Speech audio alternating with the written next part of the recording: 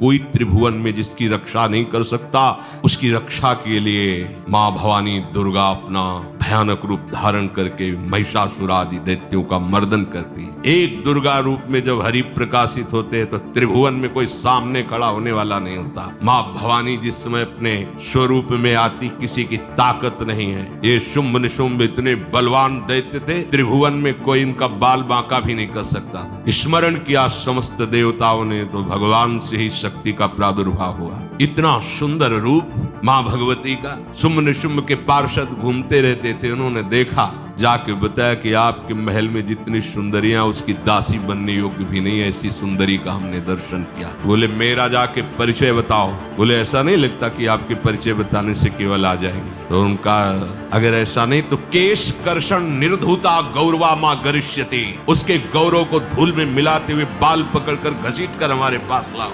मार्कंडेय उनके पार्षद गए और बताया हमारे मालिक शुंभ निशुंभ है, उनका आदेश है कि आप महल में चलो और आदर सहित, अगर आप ऐसा ना करते हैं तो मैं आपका निरादर करते हुए बाल पकड़कर घसीटते हुए ले जाऊंगा। देवी जी ने मुस्कुरा दिया और कहा अपने मालिक से कह दो जाकर के कि हम उसी की आज्ञा पालन करती जो हम पर युद्ध में विजय प्राप्त करे। वो जाके बोले हाँ वो तो मतवाले, त्रिभुवन में कोई जोड़ ही नहीं था। आए और उद्दंडता पूर्वक वचन बोलने लगे। माता जी ने कहा बस तब तक बोल ले जब तक मैं मधु का पान कर रही हूँ, बस ये पान करते ही तेरी जीवन लीला समाप्त हो जाएगी। ऐसा ही हुआ।